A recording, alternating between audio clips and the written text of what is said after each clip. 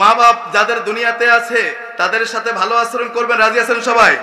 কারা কারা দুই হাত তুলে আল্লাহকে দেখান, নারে তাকবীর, নারে তাকবীর। আল্লাহ কবুল করে বলে আমিন। এখন অনেক মুরব্বীরা আছেন, বাবারা আছেন, বড় ভাইয়েরা আছেন, যারা মনে মনে বলতেছেন হুজুর আমাদের তো মাও নাই বাবাও নাই, কিংবা মা নাই বাবা আছে, কিংবা বাবা নাই মা আছে, আরে আপনারা কি করবেন? আমার প্রিয় ভাইয়েরা, মা বাবার কবরের পাশে দাঁড়ায় নামাজের মধ্যে বিভিন্ন সময়ে মা বাবার জন্য দোয়া করবেন। কবরের পাশে দাঁড়িয়ে বলবেন রব্বিরহামহুমা কামা রব্বায়ানি সগীরা। সবাই পড়ুন রব্বিরহামহুমা কামা রব্বায়ানি সগীরা। আজকের এই মাহফিল থেকে দোয়া করছি, আল্লাহ এই কামতা ব্যাপারী বাড়ি, আদম আলী ব্যাপারী বাড়ির আশেপাশে যত কবরস্থান আছে, যারা শুয়ে আছে, এখানে যারা বসেছে, আল্লাহ ওদের মা বাবা যারা কবরবাসী হয়েছে প্রত্যেকে মাফ করে দাও বলে আমি। আজকের আল্লাহ প্রত্যেকের কবরগুলোকে জান্নাতের টুকরা বানায় দাও বলে আমি। আগত মিডিয়ার ভাইয়েরা, পর্দার অন্তরের শ্রবণরতা সকল গুণী গুণান্বিতা মা ও বোনেরা, আলোচনার প্রারম্ভিকায় সকলকে আমার পক্ষ থেকে আবারও জানাচ্ছি ইসলামিক সংবাসন। আসসালামু আলাইকুম ওয়া রাহমাতুল্লাহি ওয়া বারাকাতুহু। আপনারা সবাই কেমন আছেন? আমরা আল্লাহ শুকর আদায় করি আবারও আলহামদুলিল্লাহ। আমাদেরকে ভালো রাখেন কে? আর আমরা আল্লাহর শুকরিয়া আদায় করলে আমাদের উপর খুশি হন কে? একটা আওয়াজ দিয়ে বলুন তো, খুশি হন কে? এজন্য আল্লাহ শুকর আবার আদায় করি আলহামদুলিল্লাহ। আল্লাহর শুকরিয়া আদায় করলে আল্লাহ খুশি হন, বেজার হন কে? এটা আওয়াজ দিয়ে বলুন, বেজার হন কে? মুমিন সব সময় শয়তানকে বেজার রাখবে আর আল্লাহকে খুশি রাখবে। কথা বলেন ঠিক কিনা? এই মুহূর্তে যারা বসেছেন, যারা এখানে উপস্থিত রয়েছেন, আপনারা অত্যন্ত ভাগ্যবান, বলি আবারও আলহামদুলিল্লাহ। যারা এখনো চটপটির দোকানে রয়েছে, চায়ের স্টলে রয়েছে, হোটেলে রয়েছে, বাড়িতে অবস্থান করছে, যাবো আর কি, অথবা চিন্তা করেছে বাসায় থেকে তো শোনা যায়, তেনারা কিন্তু এই জান্নাতে পরিবেশে বসে আলোচকের দিকে তাকিয়ে থেকে আলোচনা শোনার যে বরকত, যেই ফয়েজ, সেটা থেকে তারা মাহরুম হলেন। আমি অনুরোধ করছি, এখনো সময় আছে, এই জান্নাতের পরিবেশে বসে যান। আল্লাহ যেন ভাইদেরকে কবুল করে বলে আমিন।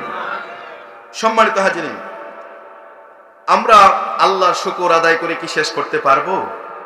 এটা আওয়াজ দেব, আল্লাহ শুকরিয়া আদায় করতে শেষ করতে পারবো? আমার প্রিয় ভাইয়েরা, আল্লাহ পাক আমাদেরকে প্রতিনিয়ত কত নিয়ামত দিয়েছেন, নিয়ামত ভোগ করতেছি, আল্লাহর নিয়ামত নিয়ে আমরা চলাফেরা করছি, ওই আল্লাহর নাফরমানি করছি। আমার প্রিয় ভাইয়েরা, আল্লাহ পাক আমাকে আপনাকে অসংখ্য অগণিত নিয়ামত দিয়েছেন, কিন্তু কোনো নিয়ামতের ভিল চান নাই। আল্লাহ যদি একটা নিয়ামতের ভিল চান, তাহলে ওই নিয়ামতের বিল পরিশোধ করার মতো যোগ্যতা সামর্থ্য দুনিয়ার কারণে, ঠিক কিনা বলে? আমার প্রিয় ভাইয়েরা, ধরেন এই যে আমরা ঈশা থেকে, কেউ মাগরিব থেকে, কেউ আসর থেকে এখানে বসেছেন, ঈশার নামাজের পর থেকে, মাগরিবের পর থেকে শুরু করে কত শতবার, হাজার বার নিঃশ্বাস ছেড়েছেন আর নিয়েছেন, শ্বাস প্রশ্বাস, এই অক্সিজেন, এই একটা অক্সিজেন, এটার বিল যদি আল্লাহ চাইতেন, তাহলে দুনিয়ার কেউ এই বিল পরিশোধ করতে পারত? আমার প্রিয় ভাইয়েরা, দেখেন আল্লাহ পাক যদি এই অক্সিজেনের বিলটা যদি চাইতেন, যদি ফিক্সড করে দিতেন, দুনিয়ার কেউ আমরা সেই বিল পরিশোধ করতে পারতাম না।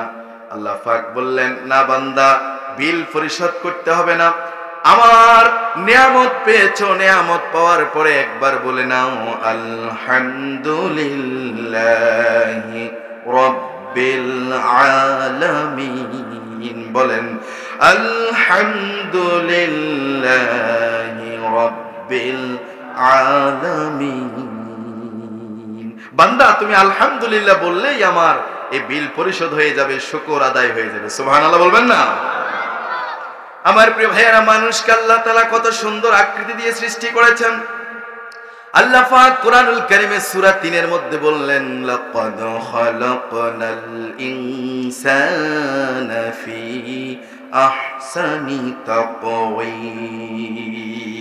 সুবহানাল্লাহ বলেন। আল্লাহ পাক বললেন, মানুষকে সুন্দর, সবচেয়ে সুন্দর অবয়ব আকৃতি দিয়ে সৃষ্টি করেছি। খেয়াল করেন, এত সুন্দর করে আল্লাহ তাআলা সৃষ্টি করলেন। এই যে আমাদেরকে দুইটা হাত দিলেন, দুই হাত, এই দুই হাতের মধ্যে কাজকর্ম করার জন্য আল্লাহ তাআলা কবজি দিলেন। আঙ্গুলগুলোর মধ্যে গিরা রয়েছে, কবজি রয়েছে, এরপরে কোনই রয়েছে, বাহু রয়েছে, এই জোড়াগুলো, জয়েন্টগুলো আছে, যার কারণে আমরা মুভমেন্ট করতে পারি, নাড়াচাড়া করতে পারি। যদি এই গিরাগুলো, কবজিগুলো, কোনই বাহু যদি এইগুলো না থাকতো, তাহলে হাতটা এরকম শক্ত থাকতো। ঠিক না কথা? নাড়াচাড়া করতে পারতেন না, কাজকর্ম করতে পারতেন। আমার প্রিয় ভাইয়েরা, দুই কানটা আল্লাহ তাআলা এই যে দুই পাশে দিলেন, খেয়াল করেন, এই দুই পাশে না দিয়ে যদি খরগোশের মতো এখানে দিতেন, তাহলে কি সুন্দর দেখা যেত।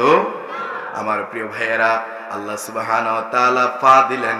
শরীরের অঙ্গ প্রত্যঙ্গগুলোর কিছু অঙ্গগুলোকে শরীরের বডির ভিতরে আল্লাহ তাআলা সেট করলেন, এত সুন্দরভাবে সেট করে দিলেন আল্লাহ তাআলা। দেখেন, কলিজা, লিভার, এই যে ফুসফুস রয়েছে, এগুলোকে আল্লাহ তাআলা ভিতরে সেট করলেন।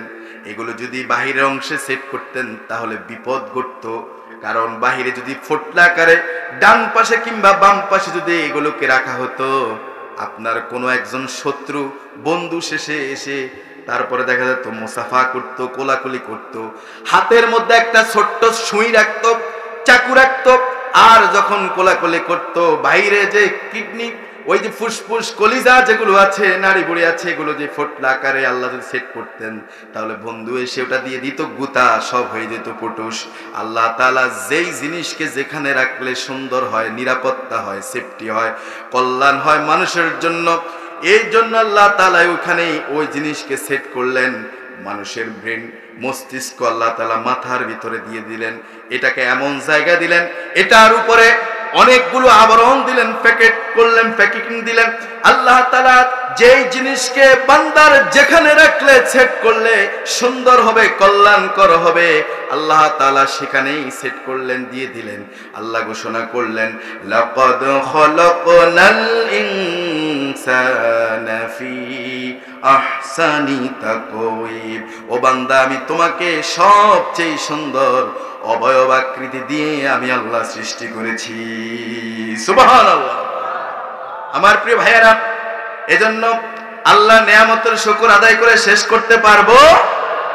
এজন্য এখনো যারা ঘোরাঘুরি করছেন, এখনো যারা বাড়িতে আছেন, অনুরোধ করছি, আল্লাহ যদি জবাব, আল্লাহ যদি প্রশ্ন করেন সেদিন হাসরের ময়দানে, বান্দা তুই তোর বাড়ির পাশেই, এলাকার ভিতরে কাছাকাছি একটি জায়গায় এরকম আদম আলী ব্যাপারী বাড়ির তাফসিরুল কোরআন মাহফিল হয়েছে, কোরআন হাদিস থেকে বয়ান হয়েছে, পাশাপাশি ঘুরেছিস, বাড়িতে অবস্থান করেছিস, সেই জান্নাতের বাগানে বসছিস না কেন? এই কেনর প্রশ্নের জবাব কিন্তু সেদিন দেওয়া যাবে। আমার প্রিয় ভাইয়েরা, এই জন্য দেখেন আল্লাহ কত নিয়ামত দিলেন। আপনার মাস শেষে কারেন্ট বিল পরিশোধ করতে হয়, ডিশ বিলটা দিয়ে দিতে হয়। আমার প্রিয় ভাইয়েরা, পানি বিলটা দিয়ে দিতে হয়, গ্যাস বিলটা দিয়ে দিতে হয়। 2 মাস 3 মাস হয়ে গেলে কারেন্ট তার কেটে দেওয়া হয়, লাইন কেটে দেওয়া হয়, গ্যাস বন্ধ করে দেওয়া হয়, পানির লাইন বন্ধ করে দেওয়া হয়, ডিশ তার কেটে দেওয়া হয়। মাস শেষে ঠিকই আমাদেরকে বিলটা পরিশোধ করতে হয়। আল্লাহ তাআলা অগণিত নিয়ামত দিলেন, নিয়ামত ভোগ করতেছি। একটা নিয়ামতেরও মাস শেষে আমরা কোনো বিল দেই নাই। তারপরও আল্লাহ তাআলা শরীরের এত লাইন আছে, কালেকশন আছে, কোন লাইনটা আল্লাহ তাআলা কেটে দেন নাই। আল্লাহ তাআলা রহমানুর রহিম। এজন্য আবারও আল্লাহর শুকর আদায় করে বলি, আলহামদুলিল্লাহি রাব্বিল আলামিন। আমার প্রিয় ভাইয়েরা, গভীর মনোযোগ, যেহেতু আপনাদের এখানে তাফসিরুল কোরআন মাহফিল, কোরআন থেকে কিছু কথা বলার নিয়ত করেছি। শুনবেন আপনারা সবাই ইনশাআল্লাহ? সবাই শুনবেন ইনশাআল্লাহ? আসুন আমরা আজকে যেই সূরা থেকে আলোচনা শুনবো, কোরআনুল কারীমের সেই সূরা নাম হচ্ছে সূরাতুল কাহফ। কোন সূরা? সূরাতুল কাহফ। এই সূরাতে রয়েছে 110টি আয়াত। এই সূরার রুকুর সংখ্যা হচ্ছে 12টি। এটি মাক্কি সূরা। সূরাতে আসহাবে কাহফের একটি গুরুত্বপূর্ণ একটা ঘটনা রয়েছে। এই সূরার অনেক ফজিলত রয়েছে, বলি আলহামদুলিল্লাহ। এই সূরাতুল কাহফের 107 এবং 108 দুইটি আয়াতকে সামনে রেখে আমরা আজকে আলোচনা করব, আলোচনা শুনবেন, বলি ইনশাআল্লাহ। সম্মানিত হাজিরিন, এই সূরার আমরা আলোচনা শোনার আগে এর একটু ফজিলতটা আমরা একটু শুনি। যেই সূরা থেকে, কোরআনুল কারীমের যেই সূরা থেকে আমরা কথা শুনবো, এটা একটু ফজিলতটা আগে আমরা একটু শুনি নি। এই সূরার কি আলোচনা করতে চাইবেন? আপনাদের এই জজবা যদি হয়, আপনাদের জজবার স্পিড বাড়াতে হবে। রাজি আছেন সবাই? আমার প্রিয় ভাইয়েরা, এই সূরা আল কাহফের একটা ফজিলত হচ্ছে, রাসূলুল্লাহ সাল্লাল্লাহু আলাইহি সাল্লাম বলেছেন, আমি কি ও সাহাবীরা, আমি কি তোমাদেরকে ওই সূরা সম্পর্কে অবগত করব না, যেই সূরা এমন একটা সূরা, যেই সূরাটা নাজিল হওয়ার সময় আল্লাহ রাব্বুল আলামিন আসমান থেকে 70,000 ফেরেশতা অবতরণ করেছেন। সুবহানাল্লাহ। ওই সূরার নাম কি? সূরা আল কাহফ, সূরাতুল কাহফ। বলেন ওই সূরার নাম কি? আজকে আলোচনা শুনবো কোন সূরা থেকে? সূরা আল কাহফ। আমার প্রিয় ভাইরা, এই সূরার আরেকটা ফজিলত হচ্ছে, নবী করিম সাল্লাল্লাহু আলাইহি ওয়াসাল্লামের ইরশাদ করেছেন, যে ব্যক্তি সূরা কাহফের শেষের 10টি আয়াত পাঠ করবে, শেষের 10টি আয়াত তেলাওয়াত করবে, আল্লাহ নবী সাল্লাল্লাহু আলাইহি সাল্লাম বলেন, আল্লাহ তাআলা তার দাজ্জালের ফিতনা থেকে রক্ষা করবেন। সুবহানাল্লাহ। দাজ্জালের ফিতনা আছে না নাই? দাজ্জালের ভয়াবহতা, ফিতনা কিন্তু অলরেডি শুরু হয়ে গেছে। কথা বলেন ঠিক কিনা? দাজ্জালের ফিতনা থেকে আল্লাহ হেফাজত করবেন যদি সূরা কাহফটা তেলাওয়াত করেন। রাজি আছেন সবাই? যারা পারেন তেলাওয়াত করবেন তো ইনশাআল্লাহ। একটা বর্ণনা রয়েছে, মুসনাদে আহমদে রয়েছে, একজন সাহাবী, আল্লাহর রাসূলের সাহাবী, একদিন সূরাতুল কাহফটা তেলাওয়াত করতেছিলেন। সূরা কাহফটা সাহাবী তেলাওয়াত করতেছেন। ওই সাহাবীর ঘরের সামনে তার একটা চতুষ্পদ প্রাণী, জন্তু একটা বাঁধা ছিল। সাহাবী যখন সূরাতুল কাহফটা তেলাওয়াত করতেছিলেন, সাহাবী তাকিয়ে দেখলেন ওই বাঁধা ওই প্রাণীটা, ওই চতুষ্পদ জন্তুটা লাফালাফি করছে, ছুটাছুটি করছে, এদিক সেদিক ছুটাছুটি করছে। সাহাবী ঘর থেকে বের হয়ে তাকিয়ে দেখেন আসমানের দিকে, এমন একটা মেঘমালার মতো, একখণ্ড মেঘমালার মতো কি যেন একটা ছায়া দেখা যাচ্ছে। সাহাবী ওই অবস্থা দেখে নবী করিম সাল্লাল্লাহু আলাইহি সাল্লামের দিকে ছুটলেন, রাসূলের কাছে এসে বললেন, আল্লাহর রাসূল, এমন এমন ঘটনা আমি দেখতে পেলাম, আমার চতুষ্পদ প্রাণীটা এমন আচরণ করতেছিল। বাইরে গিয়ে দেখি, আসমানের দিকে তাকিয়ে দেখি এমন অবস্থা। আল্লাহর রাসূল সাল্লাল্লাহু আলাইহি সাল্লাম বললেন, ও সাহাবী, তুমি যে সূরাতুল কাহফটা তেলাওয়াত করতেছিলে, ওই সময় আল্লাহ তাআলা সূরাল কাহফ তেলাওয়াতের কারণে আল্লাহ তাআলা আসমান থেকে সাকিনা নাজিল করতেছিলেন। এই সূরার গুরুত্ব, এই সূরার ফজিলত কম না বেশি? আওয়াজে বোঝা যায় না বেশি? আসলে কি বেশি? তাহলে এখান থেকে একটু আলোচনা করলে সময় দিবেন তো ইনশাআল্লাহ? আমরা 107 এবং 108 দুইটি আয়াতকে সামনে রেখে কথা বলবো, বলে ইনশাআল্লাহ। আমার প্রিয় ভাইয়ারা, আসুন এবারে দুইটি আয়াত আমরা একটু তেলাওয়াত করে নিই। আমার সাথে পড়ুন, আউযু বিল্লাহি মিনাশ শাইতানির রাজীম, বিসমিল্লাহির রাহমানির রাহিম, ইন্নাল্লাযীনা আমানু ওয়া আমিলুস সালিহাতি কানাত লাহুম জান্নাতুল ফিরদাউসি নুজুলা খালিদিনা ফিহা লা ইয়াবগুনা আনহা হিওয়ালা। জোরে বলি আল্লাহু আকবার। আল্লাহ সুবহানাহু ওয়া তাআলা এই আয়াতে কি বলতেছেন শুনেন, গভীর মনোযোগ দেন। শুধু এই দুই কান নয়, অন্ত কান দিয়ে শুনুন। আল্লাহ পাকের কথা যা যা বলেছেন সব সত্য। কথা বলেন ঠিক কিনা? 100-এ 100 সত্য, 16 আনায় 16 আনায় সত্য। আবার প্রিয় ভাইয়েরা, কোরআনুল কারীমের বক্তব্য আল্লাহ তাআলা বলছেন, দুনিয়ার ইমানদারদেরকে, মানুষদেরকে বলছেন, নিশ্চয়ই যারা ঈমান আনে, আমানু ঈমান আনে, কি আনে? আর আওয়াজ দিয়ে বলুন, কি আনে? ঈমান আনে। ওয়া আমিলুস সালিহাত, যারা আমলে সালেহ করে, সৎ কর্ম করে, আল্লাহ তাআলা বললেন কানাত লাহুম জান্নাতুল ফিরদাউসি নুজুলা। সুবহানাল্লাহ। আল্লাহ তাআলা বললেন ঈমান আনার পর আমলে সালেহ যারা করে, দুইটা কাজের কথা বললেন। ফান্ডামেন্টালি মৌলিক হচ্ছে ঈমান। ঈমানের পর যারা সৎ কাজ করবে তাদের জন্য আল্লাহর ওয়াদা হচ্ছে, তাদেরকে আল্লাহ তাআলা এমন এক জান্নাত দিবেন, সবচেয়ে দামি সম্মানী জান্নাত। 8টি স্টেপের মধ্যে, দরজার মধ্যে সর্বশ্রেষ্ঠ দরজার স্টেপ হচ্ছে জান্নাতুল ফেরদাউস। আল্লাহ এখানে জান্নাতুল ফেরদাউসের মেহমানদারির ঘোষণা দিয়েছে। সুবহানাল্লাহ। এমন জান্নাত যখন পেয়ে যাবে, আপনি যখন এমন জান্নাতের বাসিন্দা হয়ে যাবেন, আপনি যখন জান্নাতুল ফেরদাউসের মেহমান হয়ে যাবেন, ও আমার কামতাবাসীরা, ও আমার মা বোনেরা, গভীর মনোযোগ দিয়ে শুনুন। এমন এক জান্নাত যখন মালিক আপনাকে জান্নাত দিয়ে দিবেন, ওই জান্নাতে যাওয়ার পর, ওই জান্নাত পেয়ে যাওয়ার পর, খালিদিনা ফিহা লা ইয়াবগুনা আনহা হিওয়ালা। এই জান্নাত পাওয়ার পর, জান্নাতের নিয়ামত গুলো পাওয়ার পর, এমন জান্নাতুল ফেরদাউস পাওয়ার পর তারা ওইখান থেকে অন্য কোন জায়গায় যেতে চাইবে না। সুবহানাল্লাহ। আমার প্রিয় ভাইয়েরা, আল্লাহ তাআলা সূরা আল বাইয়িনার 7 নম্বর আয়াতে বলছেন, ইন্নাল্লাযীনা আমানু ওয়া আমিলুস সালিহাত উলাইকা হুম খায়রুল বারিয়া। আল্লাহু আকবার।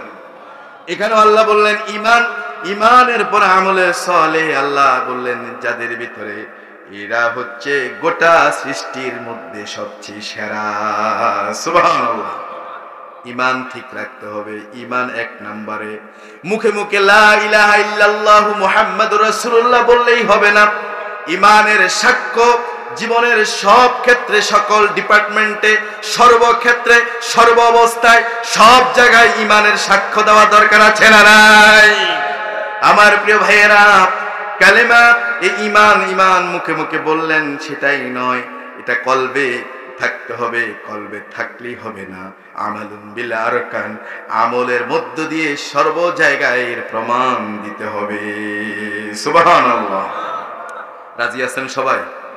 আপনারা রাজি আছেন? ঈমানের যে ঈমানদার আপনি, এটার সাক্ষ্য দেওয়ার জন্য রাজি আছেন সবাই ইনশাআল্লাহ? আমার প্রিয় ভাইয়েরা, ইসলামের, দ্বীনের, ইসলামের ফান্ডামেন্টালি মৌলিক ভিত্তি, ফাউন্ডেশন, স্তম্ভ, খুঁটি হচ্ছে 5টি। কয়টি? আওয়াজ দিয়ে বলুন, কয়টি? 1 নাম্বার হচ্ছে শাহাদাতু আল্লা ইলাহা ইল্লাল্লাহ, এই কথার সাক্ষ্য দেওয়া আল্লাহ ছাড়া কোনো ইলাহ নাই। ওয়া আন্না মুহাম্মাদুর রাসূলুল্লাহ, মুহাম্মদ সাল্লাল্লাহু আলাইহি সাল্লাম আল্লাহর রাসূল। এটা সাক্ষ্য দেন কিনা? আমরা কি সাক্ষ্য দেই নাই? আমার প্রিয় ভাইয়েরা, ওয়া ইকামিস সালাত, নামাজ কায়েম করা, ওয়া ইতাইজ যাকাত, যাকাত প্রদান করা, ওয়াল হজ, হজ পালন করা, ওয়া সাওমি রমাদান, রমজান মাসের রোজা রাখা। রমজান আমাদের মাঝে আসতেছে বলি আলহামদুলিল্লাহ। রমাদান মাস হচ্ছে কোরআন নাজিলের মাস বলি আলহামদুলিল্লাহ। শাহরু রমাদানাল্লাযী উনজিলা ফীহিল কুরআন হুদাল লিন্নাসি ওয়া বাইয়িনাতিম মিনাল হুদা ওয়াল ফুরকান। আল্লাহু আকবার।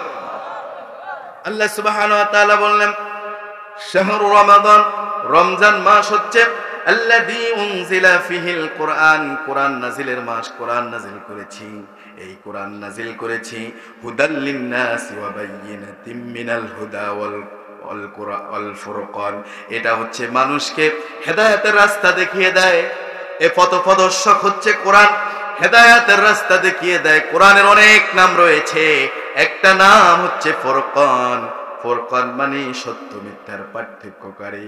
এই সত্য মিথ্যা পথ দেখিয়ে দেয় কোরআনুল কারীম। মানুষকে বলে দেয় এই পথে চলো বান্দা, এই পথ হচ্ছে রাইট পথ, এই পথ হচ্ছে সত্য পথ, এই পথে চলতে থাকো, এই পথে চলিও না, এটা হচ্ছে রং পথ, ভুল পথ। যদি এই পথ ধরে যদি তুমি চলতে থাকো, চলতে চলতে এই পথের শেষ মাথায় তুমি জাহান্নামে যাবা, আযাব পাবা, শাস্তি পাবা, গজবে শামিল হয়ে যাবা। ওয়ালাহুম আযাবুন আলীম ওয়ালাহুম আযাবুন আযীম ওয়ালাহুম আযাবুন শাদীদ। এগুলো রয়েছে তোমার জন্য। আর যদি এই সঠিক পথ, রাইট পথ, এই পথ ধরে যদি চলতে থাকো, চলতে থাকো, দৌড়াতে থাকো, ছুটতে থাকো, ছুটতে ছুটতে, দৌড়াতে দৌড়াতে, যেতে যেতে এই পথের শেষ প্রান্তে পৌঁছে যাবে। ওখানে রয়েছে আল্লাহর জান্নাতুল ফেরদাউস। সুবহানাল্লাহ। আমার প্রিয় ভাইয়েরা, জান্নাতুল ফেরদাউস পেয়ে যাবা। ওই জান্নাতুল ফেরদাউস অনন্তকালের জন্য। যেখানে যাবা, যেখানে থাকবা, সেখানে চিরস্থায়ী সুখ, আনন্দ আর আনন্দ, নিয়ামত আর নিয়ামত সব ভোগ করবা। সুবহানাল্লাহ। আমার প্রিয় ভাইয়েরা, দুনিয়ার জীবন কি ক্ষণস্থায়ী না চিরস্থায়ী? একটু আওয়াজ দিয়ে বলুন, ক্ষণস্থায়ী না চিরস্থায়ী? পৃথিবীর জীবনটা ক্ষণস্থায়ী, আখিরাতের জীবনটাই হচ্ছে চিরস্থায়ী। অথচ দেখেন আজকে আমি, আপনি, আমরা সবাই, দুনিয়ার অধিকাংশ মানুষ সবাই আমরা কিন্তু এই ক্ষণস্থায়ী পৃথিবীর পিছনে আজকে ছুটছি। ঠিক কিনা বলেন? আমার প্রিয় ভাইয়েরা, পৃথিবী আমাদের আসল ঠিকানা নয়, আমাদের আসল ঠিকানা হচ্ছে পরকাল। কথা বলেন ঠিক কিনা? পৃথিবী আমার আসল ঠিকানা নয়, মরণ একদিন মুছে দেবে সকল রঙিন পরিচয়। পৃথিবী আমার আসল ঠিকানা নয়। আমাদের আসল ঠিকানা কি পৃথিবী? মিছে ভালোবাসা বন্ধন, মিছে মায়া স্নেহ প্রীতি ক্রন্দন। ঠিক কিনা বলেন? সব মিছে, মরীচিকার পিছনে ছুটছি। মিছে ভালোবাসা বন্ধন, মিছে মায়া স্নেহ প্রীতি ক্রন্দন, মিছে অভিনয় নাটকের মঞ্চে, মিছে জয়ার পরাজয়। পৃথিবী আমার আসল ঠিকানা নয়, মরণ একদিন মুছে দেবে সকল রঙিন পরিচয়।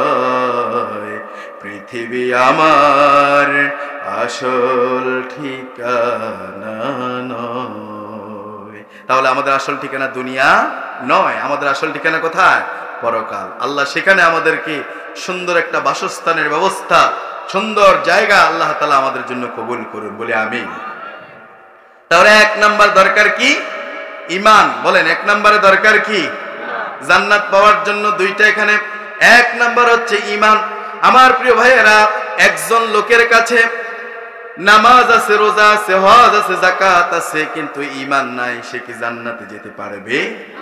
আমার প্রিয় ভাইয়েরা, এই সমাজে অনেক মানুষ আমরা যে বিল্ডিং করি, বিল্ডিং করবার জন্য অনেকগুলো সামানার দরকার হয়, ইটা দরকার হয়, রড, সিমেন্ট, বালু, এগুলো দরকার হয় না? আমার প্রিয় ভাইরা, একজনে নিয়ত করেছে 10 তলা বিল্ডিং করবে, আরেকজনে 5 তলা, আরেকজনে 1 তলা। এখন তাদের কাছে ইট আছে, সামানা হিসেবে রড আছে, সিমেন্ট আছে, বালু আছে। এবার যখন বিল্ডিং করতে গেছে, যখন কন্ট্রাক্টর আসছে, ইঞ্জিনিয়ার আসছে, এরপর দেখা গেছে লোকটাকে বলতেছে কোন জায়গায় বিল্ডিং করবেন, ভূমিটা দেখান, আপনার ল্যান্ডটা দেখান। কিন্তু সে বলে তো জায়গা তো নাই, ভূমি নাই, তার কাছে জায়গা নাই। এখন কি বিল্ডিং 5 তলা 10 তলা হয়ে যাবে? হবে? কেন হবে না? তার কাছে কি নাই? জায়গায় আসলটাই নাই।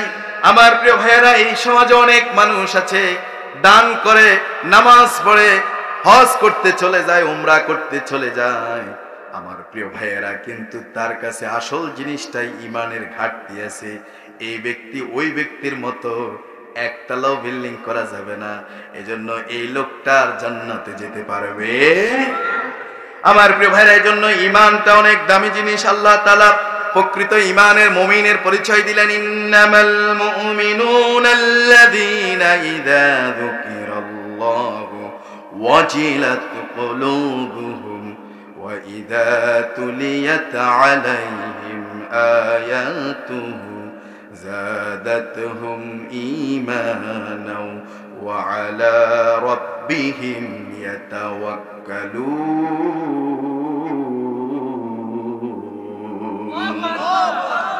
আল্লাহ তাআলা কোরআনুল কারীমে সূরা আল আনফালের 2 নম্বর আয়াতে বললেন, প্রকৃত মুমিন কারা শোনো।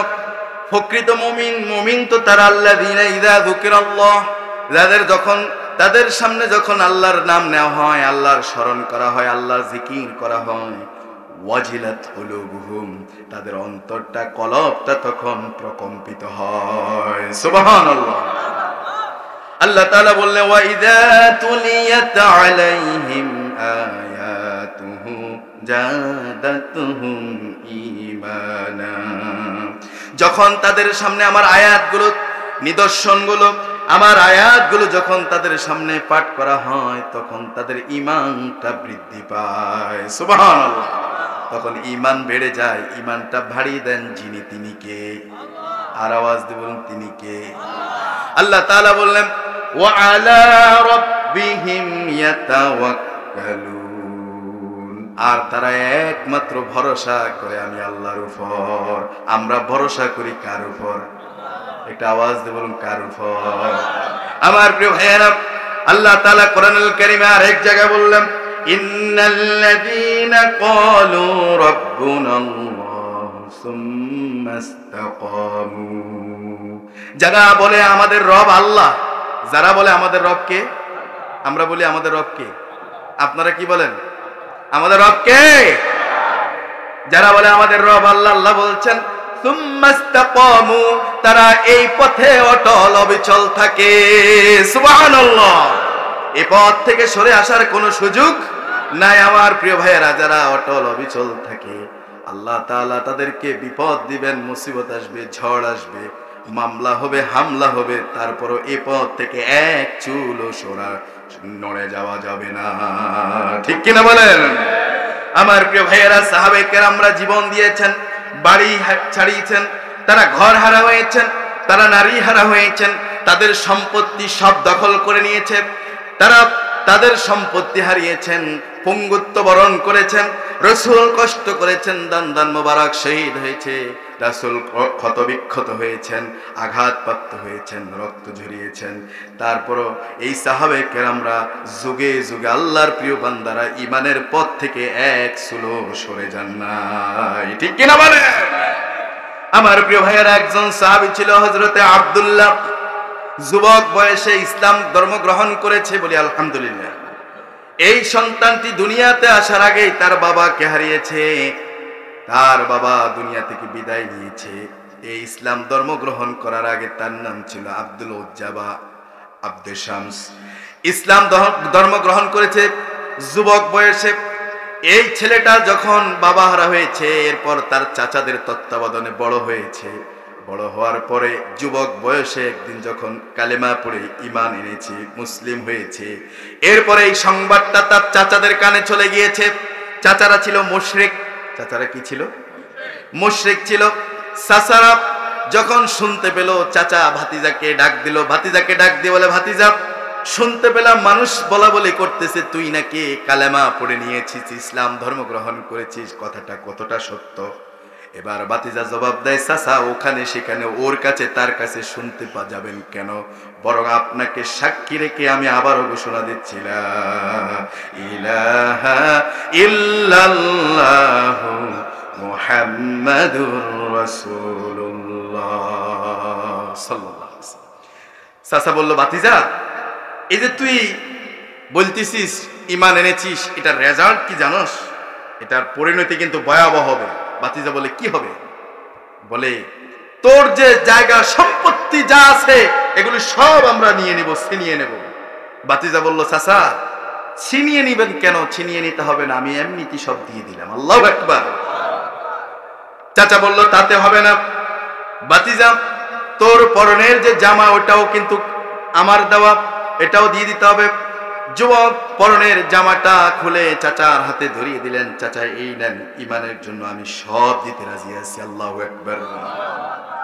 ভাতিজাকে এবার চাচা বলতেছে, ভাতিজা এতে হবে না, তোর পরনে যেই লুঙ্গিটা আছে এটাও কিন্তু আমাদের দেওয়া, এই লুঙ্গিটাও দিয়ে দিতে হবে। যুবক বয়সের ছেলে আব্দুল্লাহ করবেনটা কি, চক্ষুটা বন্ধ করে লুঙ্গির গিট্টায় হাত দিয়ে টান মেরে গিট্টাটা খুলে লুঙ্গিটা চাচার হাতে ধরিয়ে দিয়ে বলেন, চাচা এই নাও, ঈমানের জন্য লুঙ্গি দিলাম, সব দিতে পারবো চাচা, তারপরও এত বড় দৌলত, ঈমানের মতো দৌলত আমি হারাতে পারি না। আল্লাহু আকবার। আমার প্রিয় ভাইয়েরা, এমন বড় দৌলত, বড় সম্পদ, যেটার নাম হচ্ছে ঈমান। যেটার নাম কি? এবার যুবক ছেলেটা দৌড় শুরু করলো মায়ের দিকে, মায়ের কাছে। মাকে ডাক দিল। মা ঘর থেকে, রুম থেকে বের হয়ে সামনে এসে যুবক ছেলের দিকে তাকাচ্ছে। যুবক ছেলেটা বলছে, মা তুমি আমার দিকে তাকায়ও না, তোমার এই অবস্থা কেন? এই অবস্থা আমার চাচারা করেছে, এর একটাই কারণ, আমি কেন ঈমানের পথে অটল অবিচল আছি। সুম্মাস্তাকামু, এই পথে অটল অবিচল থাকা। আমার প্রিয় ভাইয়েরা, এই যুবক বলছে, মা আমাকে একটু হেল্প করো, একটু সাহায্য করো, আমাকে একখানা কাপড় দাও, যাতে করে আমি আমার লজ্জাস্থানটা, সতরটা যেন কোন রকম ঢাকতে পারি। বলি আল্লাহু আকবার। মা ভিতর থেকে খণ্ডিত একখানা চাদর আনলেন, এটা দিলেন। আব্দুল্লাহ করলেন কি, ওটা কোন রকম নাভি থেকে হাঁটু পর্যন্ত ঢাকা গেল, হাঁটুর নিচেও খালি, নাভির উপরেও খালি। এমন অবস্থায় কোন রকম লজ্জাস্থান, ছতরটা কোন রকম ঢেকে দৌড় শুরু করলেন আল্লাহর রাসূলের কদম মোবারকের দিকে। সকালবেলা ভোরে, একবারে ভোরে গিয়ে রাসূলের দরজায় নক করছেন। সালাম দেওয়ার পর রাসূল ভিতর থেকে যখন বাইরে আসলেন, দেখতে পেলেন জীর্ণ শীর্ণ চেহারা, যার চেহারার মধ্যে শান্ত ক্লান্তর ছাপ রয়েছে, এমন একটা যুবক। এমন অবস্থা, যার হাঁটুর নিচেও কাপড় নাই, নাভির উপরেও কাপড় নাই, কোন রকম ভাবে কাপড় পরে আছে। আল্লাহ রাসূল বলল, ও যুবক তুমি কে? মান আনতা, তুমি কে? যুবক বলল, ইয়া রাসূলুল্লাহ, আপনি কি আমাকে চিনতে পারেন নাই? আমি তো আপনার সেই সাহাবী। ইসলাম ধর্ম গ্রহণ করার পূর্বে আমার নাম ছিল আব্দুল শামস বা আব্দুল হুজ্জা, আর ইসলামে আসার পর আপনি নবীজি তো আমার নাম রেখে দিয়েছেন আব্দুল্লাহ। সুবহানাল্লাহ। রাসূল, আমি আপনার সেই সাহাবী আব্দুল্লাহ। আল্লাহ রাসূল বলে, আব্দুল্লাহ কি ব্যাপার, তোমার এই অবস্থা কেন? তোমাদের চাচাদের না, তোমাদের না অনেক সম্পত্তি আছে, ব্যবসা বাণিজ্য আছে, তোমার পরনের জামা কাপড়ের এই অবস্থা কেন? এবার তিনি বলতেছেন, ইয়া রাসূলুল্লাহ, আমার এই অবস্থার একটাই কারণ, আমার চাচারা ঈমান এনেছি, এটা সহ্য করতে পারে নাই, যার কারণে সম্পত্তি, জায়গা জমি সব নিয়েছি, সব দিয়ে দিয়েছি। ইয়া রাসূলুল্লাহ, জামাটা চেয়েছে দিয়ে দিয়েছি, লাস্ট আমার পরনের লুঙ্গিটা চেয়েছে তাও খুলে দিয়েছি। ইয়া রাসূলুল্লাহ, বিশ্বাস করেন সব দিয়ে দিয়েছি রাসূল, তারপরও ঈমান দিতে পারবো না, আপনার কদম মোবারক আমি ছাড়তে পারি না। আল্লাহু আকবার। আমার প্রিয় ভাইয়েরা, এরপর রাসূল সাল্লাল্লাহু আলাইহি ওয়াসাল্লাম বললেন, আব্দুল্লাহ একটু দাঁড়াও। রাসূল ভিতরে গেলেন, ঘরে ঢুকে বের হলেন, হাতের মধ্যে দুইটা জুব্বা, রাসূলের পরিহিত দুইটা জুব্বা নিয়ে আসলেন। এসে বললেন, আব্দুল্লাহ তোমার চাচারা তোমাকে বস্ত্রহীন করেছে, আর আমি আল্লাহর রাসূল বিশ্বনবী আমার পরনের পরিহিত দুইটা জুব্বা তোমাকে গিফট দিয়ে দিলাম, হাদিয়া দিয়ে দিলাম, আমি তোমার এই দুইটা দিয়ে দিলাম, সম্মানিত করে দিলাম। বলি সুবহানাল্লাহ। আব্দুল্লাহকে আসহাবে সুফফার সদস্য সেখানে মসজিদে নববীর সামনে থাকতেছেন, যা পান তা খান, যখন পান খান, যখন পান না খান না। আমার প্রিয় ভাইয়েরা, আব্দুল্লাহ জোরে জোরে কোরআন তেলাওয়াত করতেছে, আল্লাহু আকবার। সাহাবে কেরামরা আব্দুল্লাহর কোরআন তেলাওয়াতের কারণে নামাজে ডিস্টার্ব হয়, ঘুমের মধ্যে ডিস্টার্ব হয়। আল্লাহর রাসূলের কাছে গিয়ে বললেন, ইয়া রাসূলুল্লাহ, সাহাবী আব্দুল্লাহ এত জোরে জোরে কোরআন তেলাওয়াত করে, তার কোরআন তেলাওয়াতের কারণে আমরা নামাজ ঘুমের মধ্যে বিঘ্ন ঘটে। ইয়া রাসূলুল্লাহ, আল্লাহর রাসূল বলল, ও সাহাবীরা, আব্দুল্লাহ যে ইসলাম ধর্ম গ্রহণ করেছে, ইমানের পথে অটল অবিচল থাকতে গিয়ে জায়গা সম্পত্তি, গাড়ি বাড়ি, দোকানপাট, এমনকি পরনের লুঙ্গিটা পর্যন্ত সব দিয়ে দিয়েছে, সব ছেড়ে দিয়েছে, সব দিয়ে দিয়েছে, ইমান দেয় নাই। আল্লাহু আকবার। ও সাহাবীরা, আমার প্রিয় সাহাবী আব্দুল্লাহরে তোমরা বারণ করিও না। আব্দুল্লাহর ইমানের তেজস্ক্রিয়াতে এরকম জোরে জোরে কোরআন তেলাওয়াত করে। আল্লাহু আকবার। কিছুদিন পরে আল্লাহ রাসূল সাল্লাল্লাহু আলাইহি ওয়াসাল্লাম আব্দুল্লাহকে ডাকলেন, আব্দুল্লাহ এদিকে আসো। আসলেন। আসার পর হুজুর বললেন, আব্দুল্লাহ, আমি কাউকে এমন করে কথা বলি না আজকে যেটা তোমাকে বলবো। কি বলবেন? রাসূল বললেন, আব্দুল্লাহ, বলো তো দেখি, তোমার জীবনের সবচেয়ে বড় গোল কি, লক্ষ্য কি, জীবনের ড্রিম কি, স্বপ্ন কি, বলো, আমাকে বলো। তুমি কি চাও, যে জিনিসটা চাও ওইটা আমার কাছে বলো, আমি আল্লাহর কাছ থেকে তোমার জন্য চেয়ে নিব। সুবহানাল্লাহ। আব্দুল্লাহ এমন একটা স্পেশাল অফার পাওয়ার পরে ওই যে বাড়ি গাড়ি হারিয়েছেন, দোকানপাট হারিয়েছেন, এটার কথা বললেন না। ওই যে সম্পত্তি হারিয়েছেন, যে সম্পত্তি যেন ফিরে পাই, এটা বললেন না। ওই যে যা হারিয়েছেন তার কথা বললেন না। আব্দুল্লাহ বললেন, ইয়া রাসূলুল্লাহ, ও আল্লাহর রাসূল, আল্লাহর রাসূল, আপনি আল্লাহর কাছে দোয়া করুন, আমার জীবনের বড় স্বপ্ন, ড্রিম, বড় লক্ষ্য, আমার জীবনের বড় গোল হচ্ছে আল্লাহ যেন আমাকে শাহাদাতের মৃত্যু দান করে। আল্লাহর কাছে আপনি একটু হুজুর দোয়া করেন, আল্লাহ যেন আমার শহীদ মৃত্যু দান করে। সুবহানাল্লাহ বলেন। আর রাসূল সাল্লাল্লাহু আলাইহি সাল্লাম দুহাত তুললেন, আল্লাহর কাছে বলতেছেন, আল্লাহ, ও আল্লাহ, আমার আব্দুল্লাহ প্রিয় সাহাবী ঈমান এনেছে, অনেক কষ্ট পেয়েছে, সব ছেড়ে দিয়েছে, সব হারিয়েছে। আব্দুল্লাহর জন্য তোমার কাছে দোয়া করি, আল্লাহ, এই আব্দুল্লাহর রক্ত, গোশত, হাড়, আব্দুল্লাহর শরীর, দেহটা মুশরিক কাফির বেঈমানদের জন্য তুমি হারাম করে নাও। আল্লাহ রাসূল দোয়া এমন করতেছেন, আর সাহাবী আব্দুল্লাহ ফুফিয়ে ফুফিয়ে কাঁদতেছেন, চিৎকার করছেন, কাঁদতেছেন। সাহাবী আব্দুল্লাহ বললেন, ইয়া রাসূলুল্লাহ, আমি চাইলাম কি দোয়ার, আপনি করলেন কি দোয়া? আমি তো, যদি আমার রক্ত দেহটা যদি কাফের মুশরিকদের জন্য হারাম হয়, তাহলে আমি শহীদ হব কি করে? আমার যদি তারা নাই মারে, আমার যদি রক্ত যদি শরীর থেকে না ঝরায়, তাহলে আমি শহীদ হব কি করে? আল্লাহর রাসূল বলল, আব্দুল্লাহ, চিন্তা করো না, টেনশন করো না। আব্দুল্লাহ, তুমি যদি এরপরও যদি জ্বরে বিছানায়ও যদি মারা যাও, আল্লাহ তাআলা তোমারে শাহাদাতের মর্যাদা দিয়ে দিবে। আবার প্রিয় ভাইয়েরা, কিছুদিন পরে তাবুকের অভিযান, তাবুকের যুদ্ধের ধামামা বেজে উঠল। মুসলমানরা রওনা হলেন, যুদ্ধ আর হলো না, ব্যাক করলেন, চলে আসতেছিলেন। প্রতিমধ্যে খবর আসলো রাসূলের কাছে, আল্লাহর রাসূল, আপনার প্রিয় সাহাবী আর দুনিয়াতে নাই, আব্দুল্লাহ মারা গেছে। আল্লাহ রাসূল সাল্লাল্লাহু আলাইহি ওয়াসাল্লাম বললেন, আহারে, আমার প্রিয় সাহাবী আব্দুল্লাহ দুনিয়া থেকে বিদায় নিয়েছে। ও সাহাবীরা, আমার আব্দুল্লাহর জানাজা দাফন কাফনের ব্যবস্থা করো। তোমাদের কাউকে আমি জানাজা নামাজের দায়িত্ব দিব না। আজকে আব্দুল্লাহর জানাজার নামাজের ইমামতির দায়িত্ব আমি বিশ্বনবী আল্লাহর রাসূল নিজে নিজের কাঁধে তুলে নিলাম। আল্লাহু আকবার। জানাজার নামাজ রাসূল পড়ালেন, জানাজার সুর তুললেন। জানাজার নামাজ পড়ার পর রাসূল সাল্লাল্লাহু আলাইহি সাল্লাম এবার কবরে নিয়ে যাওয়া হচ্ছে আব্দুল্লাহকে। কবরে নিয়ে যাওয়ার সময়, রাখার সময় আল্লাহ রাসূল বলছে, ও সাহাবীরা, আমার প্রিয় সাহাবী আব্দুল্লাহকে আজকে আমি নিজে, আল্লাহর রাসূল আমি নিজেই তাকে আমার নিজ হাতে কবরে নামাবো বলে। আল্লাহু আকবার। এবার রাসূল নিজে কবরে নামলেন। এরপর বললেন, আমার প্রিয় সাহাবী আবু বকর কোথায়? আবু বকর বলল, লাব্বাইক ইয়া রাসূলুল্লাহ। বলল, আবু বকর তুমি আমার ডানে নামো। ওমর কোথায়? ওমর বলল, ইয়া রাসূলুল্লাহ, এই যে আমি। বলল, তুমি বামে নামো। নামলেন দুজন সাহাবী, আবু বকর ডানে, ওমর বামে, রাসূল মাঝখানে। তিনজন সেরা সেরা নক্ষত্র, এই তিনজনে আল্লাহর রাসূল সহ এই কদম মোবারক দিয়ে আব্দুল্লাহকে কবরে নামালেন। আল্লাহু আকবার। কবরে নামার পরে এরপরে সর্বশেষ আল্লাহ রাসূল সাল্লাল্লাহু আলাইহি ওয়াসাল্লাম মাথাটা আসমানের দিকে উত্তোলন করে বলল, আল্লাহ, আমার এই প্রিয় সাহাবী আব্দুল্লাহ, যে আব্দুল্লাহ ইসলাম ধর্ম গ্রহণ করতে গিয়ে পরনের জামা কাপড় লুঙ্গিটাও আনতে পারে নাই, হে রব্বে করিম, আমি এই আমার প্রিয় সাহাবী আব্দুল্লাহর উপরে এত রাজি খুশি সন্তুষ্ট এই শেষ পর্যন্ত ছিলাম। ওগো আল্লাহ, তুমিও আমার প্রিয় সাহাবী আব্দুল্লাহর উপরে রাজি খুশি সন্তুষ্ট হয়ে যাও। সুবহানাল্লাহ।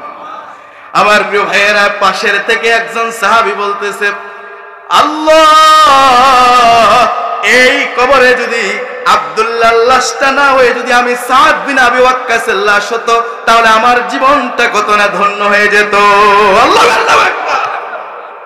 আমার প্রিয় ভাইয়েরা, এই জন্য ইমানের পথে অটল অবিচল থাকলে সবচেয়ে সম্মানিত করে দিবেন, দুনিয়া ও আখিরাতে সম্মানিত করে দিবেন কে? তাহলে ইমানের পথে অটল অবিচল থাকতে আমরা কি রাজি আছি? সবাই একটা আওয়াজ দিয়ে বলুন, রাজি আছি আমরা? আমার প্রিয় ভাইয়েরা, এরপর আল্লাহ তাআলা বললেন ওয়ামিলুস সলিহাত, দ্বিতীয় যেই কাজটা সেটা হচ্ছে আমলে সলে। দ্বিতীয় কাজটা কি? আমলে সলে, মানে সৎ কাজ। কোন কাজ? এটা আওয়াজ দিয়ে বলুন, কোন কাজ? ভালো কাজ, সৎ কাজ। আমার প্রিয় ভাইয়েরা, সৎ কাজ ভালো কাজ পৃথিবীতে অসংখ্য আছে, আবার খারাপ কাজও আছে না নাই? আর আওয়াজ দিয়ে বলুন, আছে না নাই? আমার প্রিয় ভাইয়েরা, এই সমাজের যেদিকে তাকায়, যেই দিকে চোখ যায়, অসংখ্য পাপাচার, অসংখ্য অন্যায়, অত্যাচার, জুলুম, নির্যাতন, গুনাহ আর গুনাহ দেখতে পাই। কথা বলেন ঠিক কিনা? যুবক যুবতীরা আজকে গুনার সাগরে হাবুডুবু খাচ্ছে, আজকে তরুণ তরুণী গুনার সাগরে হাবুডুবু খাচ্ছে। কথা বলেন ঠিক কিনা? আমার প্রিয় ভাইয়েরা, এই যে মোবাইলের মাধ্যমে অবৈধ সম্পর্কে জড়াচ্ছে, পরকীয়ার সম্পর্কে জড়াচ্ছে। কথা বলেন ঠিক কিনা? আজকে এমন হয়েছে, এই পরকীয়ার সম্পর্কের কারণে আজকে ৩-৪ সন্তানের মা সন্তান রেখে আরেকজনের সাথে, আরেক পরপুরুষের সাথে ভেগে গিয়ে পালিয়ে চলে যায়। আছে না এরকম ঘটনা? আবার দেখা যায় কি অবস্থায়, ছেলে আছে, মেয়ে আছে, ঘরে স্ত্রী আছে, এই বেটাটাই আবার আরেকটা মেয়ের সাথে, আরেকজন মহিলার সাথে সম্পর্ক, অবৈধ সম্পর্ক গড়ে তারপর এই এলাকা ছাড়া হয়ে অন্যত্র চলে যায়। এরপর দেখা যায় কিছুদিন সম্পর্ক থাকে, তারপর সেটাও সেই ঢালও ভেঙে যায়। কথা বলে ঠিক কিনা? এরকম অহরহ ঘটনা সমাজে হচ্ছে। যুবকরা আজকে সময় নষ্ট করছে তাস খেলে, পাবজি খেলে, গেমস খেলে, মোবাইলের সেটিং প্যাটিং এর মধ্য দিয়ে। কথা বলেন ঠিক কিনা? ও যুবক যুবতী, আমার মা বোন সকলকে বলছি, কান খাড়া করে শোনো। এই জেনার সম্পর্ক আজকে তৈরি হচ্ছে, এই জেনার সম্পর্ক আজকে কলেজ ইউনিভার্সিটিতে আজকে গার্লফ্রেন্ড বয়ফ্রেন্ডের অভাব। কথা বলে অভাব। আজকে বটতলায়, গাছতলায়, পার্কে, এখানে সেখানে, মোড়ে মোড়ে আজকে এই অবৈধ সম্পর্কের ছড়াছড়ি আমরা দেখতে পাই। ঠিক কিনা বলেন? আমার প্রিয় ভাইয়েরা, এই যুবক যুবতীদেরকে কোরআনের পথে আসতে হবে, কোরআনের নির্দেশগুলো, মেসেজগুলো খুঁজতে হবে, মানতে হবে। আল্লাহ তাআলা, আল্লাহ রাসূল কি বলেছেন সেই অনুযায়ী চলতে হবে, তাহলে জান্নাতুল ফেরদাউসের মেহমান হওয়া যাবে। কথা বলেন ঠিক কিনা?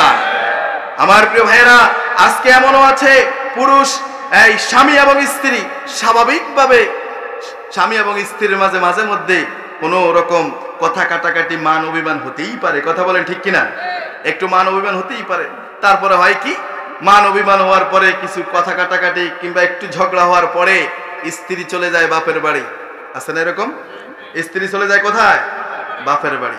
এরপর ভাবিরা তো আছেই, ভাবিরা আছে না, বড় বোনেরা আছে না, স্বামীর জ্যাঠরা আছে না, ওরা মিলে তারপর কুপরামর্শ দেয় যে ওর ভাত খাওয়ার দরকার নাই, ওর সংসারে যাওয়ার দরকার নাই, তোমার এর চেয়ে ভালো জায়গায়, তোমাকে ভালো একটা ছেলের কাছে তোমাকে বিয়ে দেবো, এরকম কথা বলে না? এরপর বলে এই সম্পর্ক কিতাব করে দেয়, সম্পর্ক ছিন্ন করে দেয়। আমার প্রিয় ভাইয়েরা, আবার এমনও ঘটনা ঘটেছে, আমি জানি যে ওই স্ত্রীর ঘরের, ওই স্ত্রীর গর্ভের মধ্যে সন্তান আছে ওই স্বামীটার, ওই পুরুষটা। এখন ভাবিরা যখন জানতে পারছে, তাকে কুপরামর্শ দিচ্ছে যে তোমার সাথে ওর সাথে মিলবে না, কখনই মিলবে না, তোমাকে অন্য জায়গায় ব্যবস্থা করতে হবে। সুতরাং ওর সন্তান তুমি কেন ক্যারি করবা, বহন করবা, ওর পরিচয় কেন রাখবা? সুতরাং সন্তানকে অভিলেশনের মাধ্যমে সন্তানকে গর্ভের মধ্যে হত্যা করে ফেলো। নাউজুবিল্লাহ বলেন। এরকম অনেক কেস আছে। কথা বুঝেছে? এরকম অনেক কেস আছে, সন্তানকে হত্যা হত্যা করে ফেলে, বহু অবৈধ সম্পর্ক কারণে হত্যা করে, বহু এই স্বামী স্ত্রীর দ্বন্দ্বের কারণে হত্যা করে ফেলে, বহু এরকম ঘটনা আছে সন্তান হত্যা করে। অথচ সন্তান হত্যা করতে নিষেধ করেছেন কে? একটা আওয়াজ দিয়ে বলুন, সন্তান হত্যা করতে নিষেধ করেছেন কে? আমার প্রিয় ভাইয়েরা, এই আমি যে কথা বলতেছি কান পেতে শুনুন, যে আজকে যারা সন্তান হত্যা করছেন, কাল হাসরের ময়দানে সন্তান হত্যা করার কারণে আল্লাহ তাআলার কাছে মানুষ হত্যার আসামি হিসেবে দাঁড়াতে হবে। কথা বলেন ঠিক কিনা? আল্লাহ তাআলা বললেন জেনার সম্পর্কে জড়ানো যাবে না, ব্যভিচার জেনা পাপাচার থেকে বিরত থাকতে হবে, এ থেকে দূরে থাকতে হবে, এর নিকটবর্তী হওয়া যাবে না। কি বলছেন? এটা আওয়াজ দিয়ে বলুন, কি বলছেন? আল্লাহ তাআলা সূরা বনী ইসরাঈলে 32 নম্বর আয়াতে বললেন ওয়ালা তাকরাবুজ জিনা ইন্নাহু কানা ফাহিশাতান ওয়া সাআ সাবিলা। বলি আল্লাহু আকবার। ওয়ালা তাকরাবুজ জিনা, তোমরা জিনার কাছেও যেও না। এই জিনাটা হচ্ছে ফাহিশা কাজ, এটা নিকৃষ্ট পন্থা। কি বলছেন? আর একটু আওয়াজ দিয়ে বলুন, কি বলছেন? আল্লাহ বলছেন কোরআনুল কারীম, আল্লাহ তাআলা বললেন ওয়ালা তাকতুলু আওলাদাকুম খাশিয়াতা ইমলাক নাহনু নারযুকুহুম ওয়া ইয়্যাকুম ইন্না কতলাহুম কানা খিতআন কাবীরা। আল্লাহু আকবার। আল্লাহ তাআলা বললেন ওয়ালা তাকতুলু আওলাদাকুম খাশিয়াতা ইমলাক, তোমরা দারিদ্রতার ভয়ে, সামাজিকতার ভয়ে কি খাওয়াবে কি পড়াবে সন্তানকে তোমরা হত্যা করতে পারবে না। সন্তান হত্যা করতে নিষেধ করেছেন কে? আমার প্রিয় ভাইয়ের আল্লাহ বলে ইন্না কতলাহুম কানা খিতআন কাবীরা, সন্তান হত্যা করা হচ্ছে মহাপাপ, কবিরা গুনাহ। কি বলছেন? আমার প্রিয় ভাইয়েরা, রিজিকের ভয়ে সন্তান হত্যা করা যাবে না, সামাজিকতার ভয়ে সন্তান হত্যা করা যাবে না। নাহনু নারযুকুহুম ওয়া ইয়্যাকুম, আল্লাহ বলছেন তোমাদেরকে আর তোমাদের আগত সন্তানদেরকে রিজিকের ব্যবস্থা দুনিয়ার কোন রাষ্ট্র প্রদান করে না, দুনিয়ার কেউ করে না। রিজিকের ব্যবস্থা আমি আল্লাহ তাআলা করি। সুবহানাল্লাহ। বলেন আমাদের রিজিকের ব্যবস্থা কে করেন? এজন্য সন্তান হত্যা করা যাবে না। যারা আজকে দেখা যায় এমনও আছে অবৈধ সম্পর্ককে টিকে থাকার জন্য, পরকীয়া সম্পর্কটাকে টিকে থাকার জন্য দেখা যায় পরপুরুষের সাথে নারীটা অবৈধ সম্পর্ক করে প্রতি রাত্রিতে, অথবা মাঝে মাঝে একদিন দুই দিন দেখা যায় তার সন্তান ছেলে কিংবা মেয়ে দেখে ফেলেছে। আমার সমাজে, আমার দেশে এমনও বহু ঘটনা ঘটেছে, ওই 7 বছরের, 8 বছরের, 10 বছরের ছেলে দেখে ফেলেছে, মেয়ে দেখে ফেলেছে। এজন্য ওই নারীটা পরকীয়ার সম্পর্কে জড়ানো, ওই পরপুরুষদের সাথে সলা পরামর্শ করে তারই গর্ভের সন্তানটাকে গলা টিপে বালিশ চাপা দিয়ে দুনিয়া থেকে বিদায় করে দিয়েছে। নাউযুবিল্লাহ। এরকম ঘটনা ঘটেছে না? অনেক ঘটে। কেন? স্বামীটা বিদেশ, যদি এই সন্তান যদি বাবার কাছে বলে দেয় তাহলে সব শেষ। এই জন্য তার অবৈধ সম্পর্কটাকে মজবুত রাখার জন্য, সে বাঁচবার জন্য তার সন্তানকে বালিশ চাপা দিয়ে গলা টিপে দুনিয়া থেকে বিদায় করে দিচ্ছে। নাউযুবিল্লাহ। আহা কি অবস্থা! এরকম সমাজে অহরহ প্রতিনিয়ত ঘটছে। আল্লাহ হেফাজত করুক এই জাতিকে, বলে আমিন। আল্লাহ এই যুবক যুবতী, পুরুষ মহিলা, নর নারীদেরকে আল্লাহ তাআলা জিনা, ব্যভিচার, পরকীয়া, পাপাচার, এই নিকৃষ্ট পন্থা পাহাসা কাজ থেকে আল্লাহ হেফাজত করুক, বলে আমিন। আমার প্রিয় ভাইয়েরা, সন্তান হত্যা করা যাবে না। সন্তান হত্যা করতে নিষেধ করেছেন কে? একজন নারী, একজন মহিলা রাসূলের সময়ে জিনা করেছে। জিনা করার পর মহিলা রাসূলের কাছে এসে বলল, ইয়া রাসূলুল্লাহ, আমি জিনা করেছি। আল্লাহর রাসূল কোনো কথা বললেন না। মহিলা আবারও বলল, ইয়া রাসূলুল্লাহ, আমি জিনা করেছি। রাসূল কোনো কথা বললেন না। মহিলা আবারও বলল, ইয়া রাসূলুল্লাহ, আমি জিনা করেছি, আমার উপর শরীয়তের শাস্তি প্রদান করেন। ইয়া রাসূলুল্লাহ, দেরি করবেন না। আপনি আমাকে যতই বাঁচাবার চেষ্টা করেন না কেন, দুনিয়াতে শাস্তি আমি পেতে চাই, আখিরাতে আল্লাহর জান্নাতের মেহমান হয়ে জান্নাতের দরজা আমার জন্য খোলা পেতে চাই। সুবহানাল্লাহ। মহিলাটা বলল, ইয়া রাসূলুল্লাহ, আমি জিনা করেছি। আল্লাহ রাসূল বললেন, এবার ও মহিলা, তুমি যে জিনা করেছ, জিনা করার ফলশ্রুতিতে তোমার গর্ভের মধ্যে কোনো সন্তান এসেছে কিনা? মহিলা বলল, ইয়া রাসূলুল্লাহ, জিনা করার কারণে আমার গর্ভে সন্তান আছে। আল্লাহ রাসূল বলল, ও মহিলা, তুমি জিনা করেছো, অপরাধ তুমি করেছো, কিন্তু তোমার গর্ভের সন্তান তো অপরাধ করে নাই। সুতরাং তুমি বাড়ি চলে যাও, তোমার উপরে শরীয়তের শাস্তি এখন প্রয়োগ করা যাবে না, বাসায় চলে যাও, সন্তান ডেলিভারি হওয়ার পর্যন্ত অপেক্ষা করতে হবে, তারপর তোমার উপরে শরীয়তের শাস্তি প্রদান করা হবে, এর আগে নয়। মহিলা বলল, ইয়া রাসূলুল্লাহ, সে পর্যন্ত আমি বাঁচবো কি বাঁচবো না এটার তো কোনো গ্যারান্টি নাই। আল্লাহ রাসূল বলল, ও মহিলা, আমি নিজেও তোমাকে গ্যারান্টি দিতে পারবো না, সে পর্যন্ত তুমি বাঁচবে কি বাঁচবে না আমিও জানি না, তবে আমি তোমার জন্য দোয়া করতে পারি, আমার করার কিছুই নাই। মহিলা ভারাক্রান্ত মন নিয়ে বাসার দিকে রওনা হলেন, চলে গেলেন, বাড়িতে গেলেন, আর অপেক্ষার প্রহর গুনতেছেন, কখন সন্তান ডেলিভারি হবে, কখন শরীয়তের শাস্তি তার উপরে কায়েম হবে। মহিলাটা কিছুদিন পরে যখন সন্তান ডেলিভারি হলো, 1 মাস দেরি করলেন না, 1 সপ্তাহ দেরি করলেন না, পরের দিনে আল্লাহ রাসূলের কাছে এসে বলল, ইয়া রাসূলুল্লাহ, আমার সন্তান ডেলিভারি হয়েছে, সন্তান প্রসব করেছি, ওগো আল্লাহর রাসূল, আর দেরি করবেন না, তাড়াতাড়ি আমার উপর শরীয়তের শাস্তি প্রদান করেন। আল্লাহু আকবার।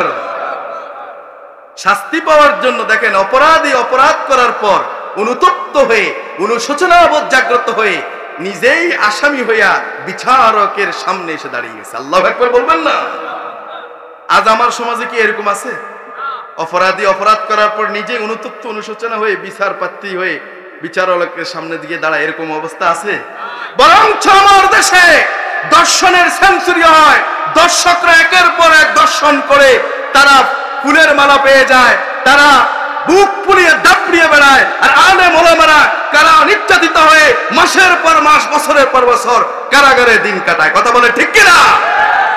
আমার প্রিয় ভাইয়েরা, এদেশের পরিমণিরা তারা অপরাধ করে জেলে গেলে তার কিছুদিন পরে জেল থেকে মুক্তি পায়, তারা ভিক্টোরিয়া চিহ্ন দেখিয়ে ফুলের মালা অনেকগুলো গলায় দিয়ে গাড়িতে উঠে তারা বেরিয়ে যায়।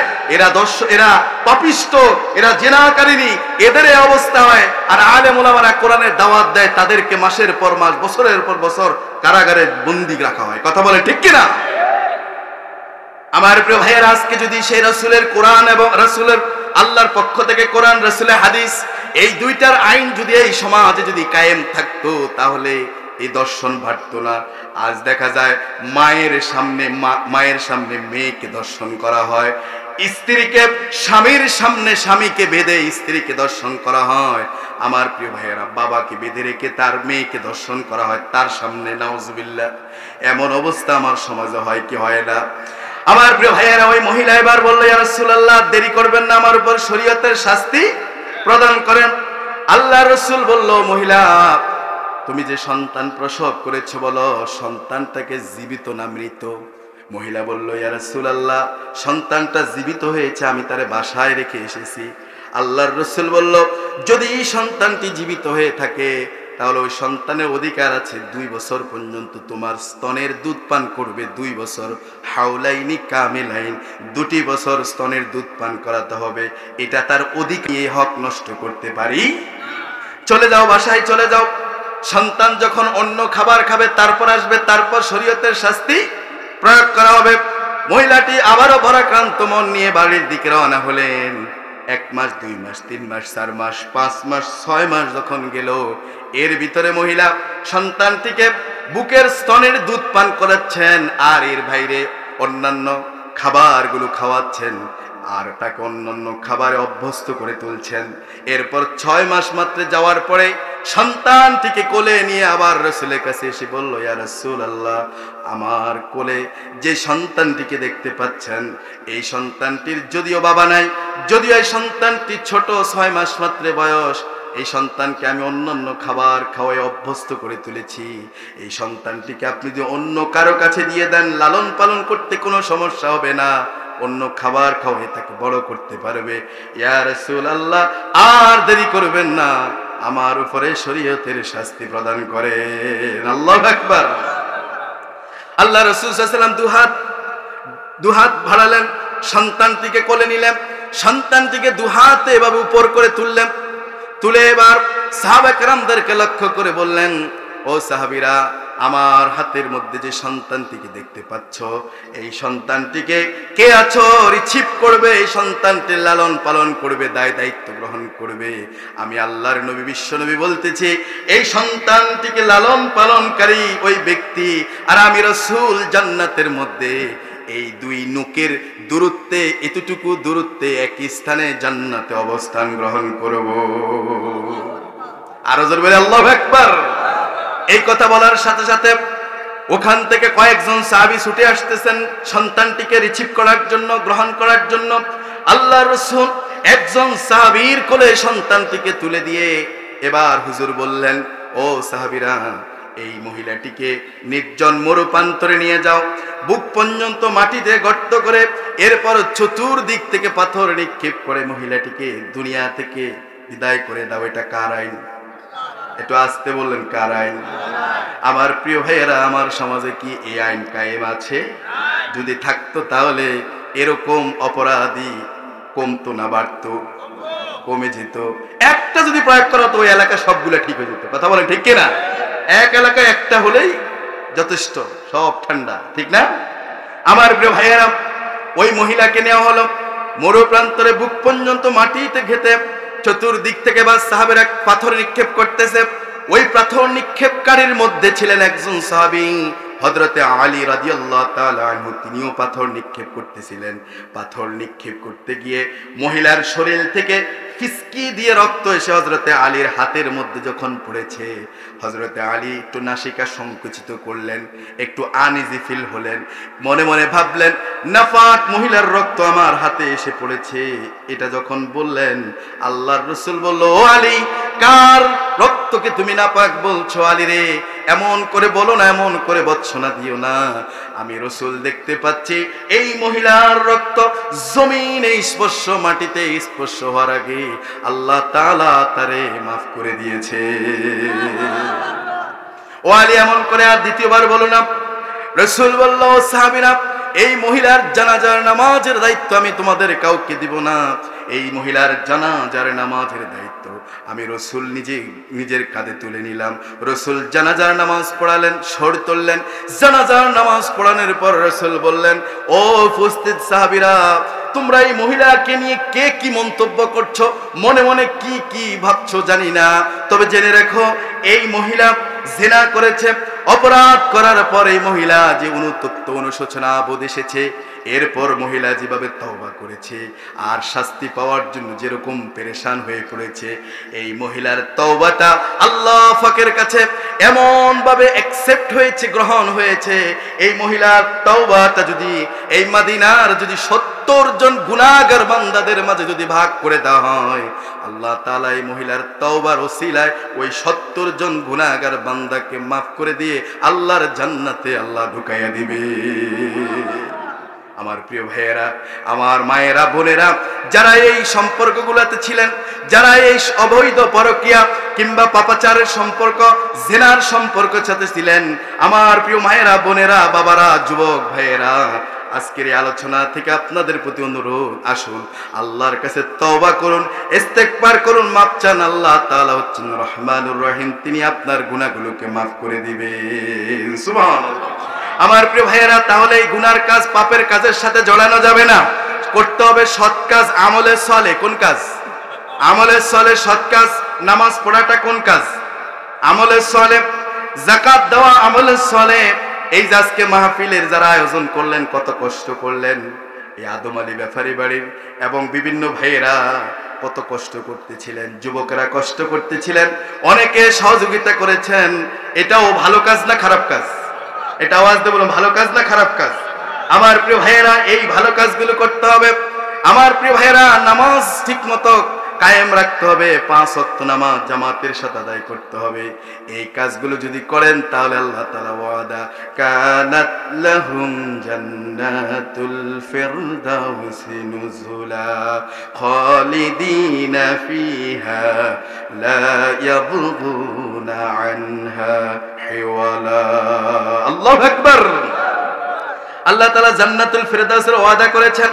দুনিয়ার এক বন্ধু আরেক বন্ধুকে ওয়াদা দিলে ওয়াদা রক্ষা করা কঠিন হয়ে যায়, অনেক সময় রক্ষা হয় না, সন্দেহ থেকে যায় ওয়াদা পালন করবে, রক্ষা করবে কি করবে না। নেতা কর্মীদেরকে ওয়াদা দেয়, ওয়াদা রাখে না। জনগণকে সরকার ওয়াদা দেয়, কিন্তু ওয়াদা প্রতিশ্রুতি রাখে না। আমার প্রিয় ভাইয়েরা, গার্লফ্রেন্ড বয়ফ্রেন্ডকে ওয়াদা দেয়, প্রতিশ্রুতি করে, প্রমিস করে, রাখে না। আমার প্রিয় ভাইয়েরা, প্রেমিক প্রেমিকাকে ওয়াদা দেয়, রাখে না। কিন্তু আল্লাহ তাআলা কোরআনুল কারীমে যে ওয়াদাগুলো দিয়েছেন, আল্লাহ পাক সেদিন বান্দার জন্য সব ওয়াদা, তিনি প্রতিশ্রুতিগুলো সবগুলো তিনি ওয়াদা রক্ষা করবেন। বান্দাকে যা যা দেওয়ার কথা, যারে যেটা দেওয়ার কথা, আল্লাহ তাআলা ইনসাফ ভিত্তিক সব তারে দিয়ে দিবেন। সুবহানাল্লাহ। আমার প্রিয় ভাইয়ের জন্য ভালো কাজ করতে হবে। আজকের সমাজে মা বাবার খেদমত এমন একটা ভালো কাজ। মা বাবার খেদমত করে এটা কি? আমলে চলে, এটা কোন কাজ?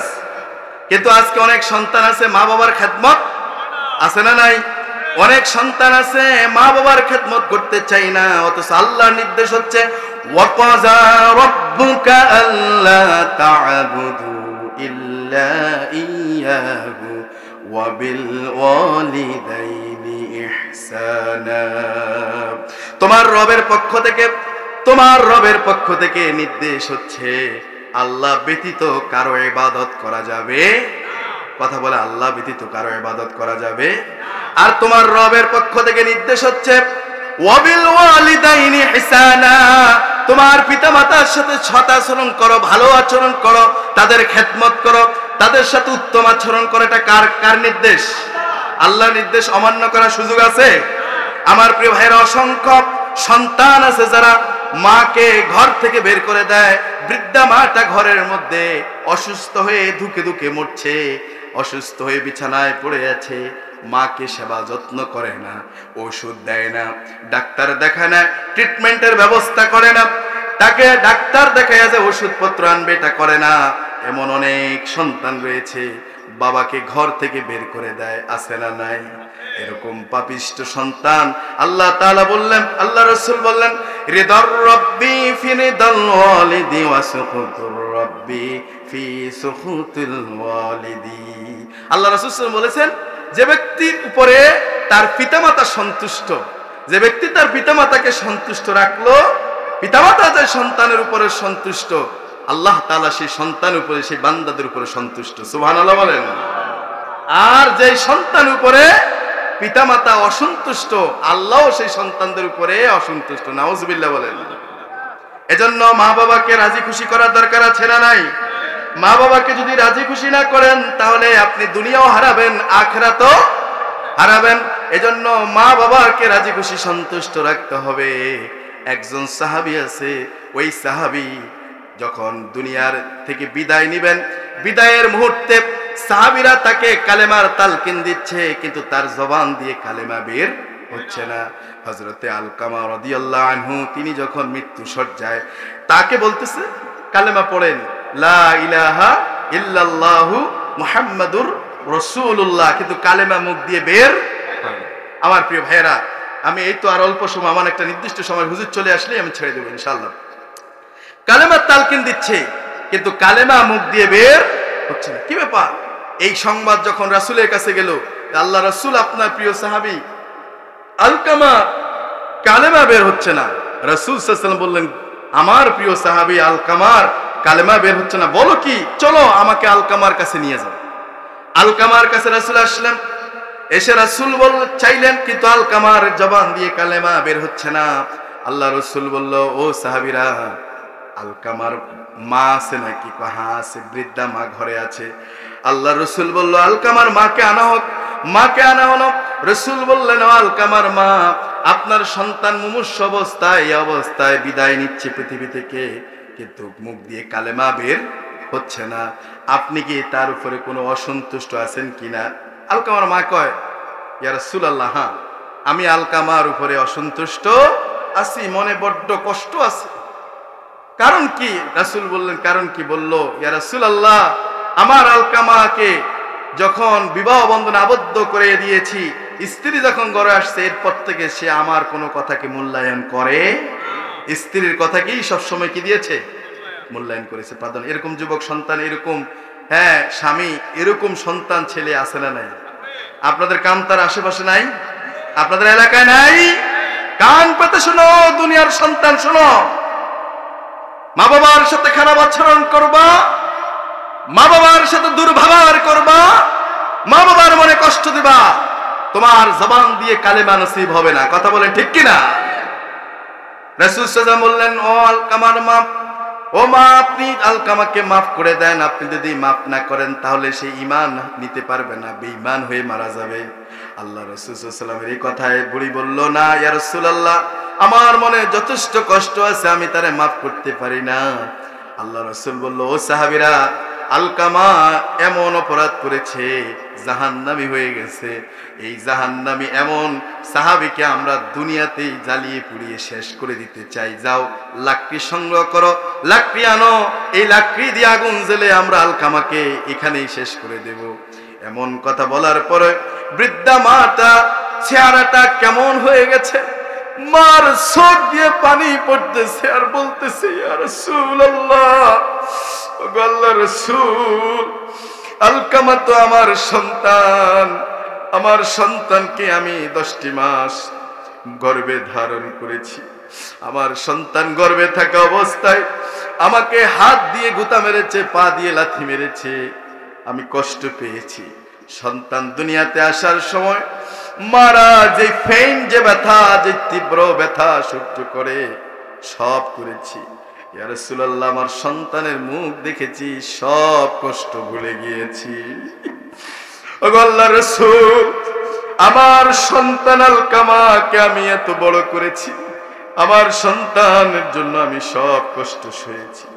আমার সন্তান যখন বিবাহ বন্ধনে আবদ্ধ হয়েছে, এরপর থেকে সে আমার কথা কমান্ড মানে নাই।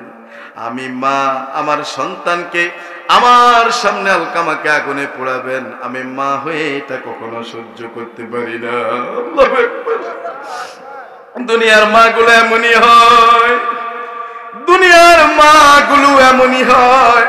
এজন্য দেখেন না, লঞ্চ ডুবে যখন মারা গিয়েছে, মার ছোট্ট সন্তান ছিল, মাটা সন্তানটিকে এইভাবে বুকের সাথে জড়াইয়া ধরে রেখেছে। দুনিয়ার মারা এমনই হয়, মা ইচ্ছা করলে সন্তানটাকে নদীতে যদি ছেড়ে দিত, মা হয়তো কোনো রকম সাঁতরিয়ে জীবনটা সেভ করতে পারতেন। কিন্তু মা হচ্ছে এমন মা, সন্তানকে ছাড়তে চায় না, বাঁচলে সন্তানকে নিয়েই বাঁচবো, মরলে দুবই মরবো। এমন মাকে কষ্ট দেওয়া যাবে? এমন মায়ের মনে আঘাত দেওয়া যাবে? বাবা, হারে বাবা, ও বাবা, ও ভাই, তোমার বাবাটা তোমার মাথার উপর এমন বট বৃক্ষ, যেই বট বৃক্ষের কারণে দুনিয়ার মানুষের ঘাত প্রতিঘাত, যত লাঞ্ছনা গঞ্ছনা বঞ্চনা রয়েছে, সব ওই বট বৃক্ষটা সব টেকাপ দেয়। তোমাকে কোনো কিছুই পায় নাই। যদি সেই বট বৃক্ষ তুমি হারিয়ে পেলো, সেদিন বুঝতে পারবে প্রত্যেকটি ক্ষেত্রে দুনিয়ায় চলতে গিয়ে প্রতিটা ধাপে ধাপে বাবার অনুপস্থিতিটা তোমাকে কতটা কষ্ট দেয়, বুঝতে পারবে। ও ভাইয়েরা, যদি বাবা থাকে, বাবার সাথে খারাপ আচরণ করা যাবে না, বাবার মনে কষ্ট দেওয়া যাবে না, মার মনে কষ্ট দেওয়া যাবে না। আজকের এই আয়োজনের যুবক যারা তোমরা আছো, ভলান্টিয়ার ছিলাম, স্বেচ্ছাসেবক ছিলাম, আমি দেখেছি অনেক যুবকদেরকে। তোমাদেরকে আমার আলোচনার শেষ দিকে এসে এই নসিহতটা করছি, তোমার মা, তোমার বাবা তোমার ঘরে দুনিয়ার বুকে সবচেয়ে বড় নিয়ামত, বড় নিয়ামত, বড় নিয়ামত। এই নিয়ামত হারালেই বুঝতে পারবা, তার আগে হয়তো ভালোভাবে বুঝে আসবে। ও যুবক, তোমাকে বলছি, ও স্নেহের ভাই, ও বড় ভাই, ও বাবা, তোমাকেই বলছি, কান পেতে শোনো। ওই তোমার মা বাবার সাথে ভালো আচরণ করো। তোমার মা বাপকে যদি রাজি খুশি করতে পারো, আল্লাহর রাসূল বলেন, হুমা জান্নাতুকা ওয়া নারুকা, তোমার পিতামাতাই তোমার জান্নাত, তোমার পিতামাতাই তোমার জাহান্নাম। অর্থাৎ মা বাপ যদি তোমার উপরে রাজি খুশি থাকে, তাহলে তুমি জান্নাত পেয়ে যাবা। আর মা বাপ যদি তোমার উপরে অসন্তুষ্ট হয়, অখুশি হয়, তাহলে তুমি জাহান্নামে যাবা। বলি না আউযুবিল্লাহ। মা বাপকে রাজি খুশি করার দরকার আছে না নাই? ওগো মা, তুমি এই ধরনের শ্রেষ্ঠ নেয়ামত, তোমারই পদ তলে রয়েছে জান্নাত। বলেন ও গো মা তুমি এই ধরনের শ্রেষ্ঠ নেয়ামত, তোমারই পদ তলে রয়েছে জান্নাত, তোমারই পদ তলে রয়েছে জান্নাত। ও গো মা তুমি এই ধরনের শ্রেষ্ঠ নেয়ামত, তোমারই পদ তলে রয়েছে জান্নাত। সেই জান্নাত আল্লাহ যেন আমাদের জন্য কবুল করে, বলে আমিন। আমার প্রিয় ভাইয়েরা, আলকামার মা বললাম, ও রাসূল আমি আমার সন্তানের অপরাধ এই মুহূর্তে আমি ক্ষমা করলাম। এই মুহূর্তে আমার সন্তান যে মনে কষ্ট দিয়েছে আমি সব তার মাফ করে দিলাম। এই কথা বলার সাথে সাথে কোন অদৃশ্য শক্তিতে আলকামার জবানটা খুলে গেল। জবান দিয়ে আলকামা এবার পড়ে নিতেছে লা ইলাহা ইল্লাল্লাহু মুহাম্মাদুর রাসূলুল্লাহ সাল্লাল্লাহু আলাইহি ওয়াসাল্লাম। আমার প্রিয় ভাইয়েরা, মা বাপ যাদের দুনিয়াতে আছে তাদের সাথে ভালো আচরণ করবেন। রাজি আছেন সবাই? কারা কারা দুই হাত তুলে আল্লাহকে দেখান। নারে তাকবীর, নারে তাকবীর। আল্লাহ কবুল করে, বলে আমিন। এখন অনেক মুরব্বীরা আছেন, বাবারা আছেন, বড় ভাইয়েরা আছেন, যারা মনে মনে বলতেছেন হুজুর আমাদের তো মাও নাই বাবাও নাই, কিংবা মা নাই বাবা আছে, কিংবা বাবা নাই মা আছে। আরে আপনারা কি করবেন? আমার প্রিয় ভাইয়েরা, মা বাবার কবরের পাশে দাঁড়ায় নামাজের মধ্যে বিভিন্ন সময়ে মা বাবার জন্য দোয়া করবেন। কবরের পাশে দাঁড়িয়ে বলবেন রব্বিরহামহুমা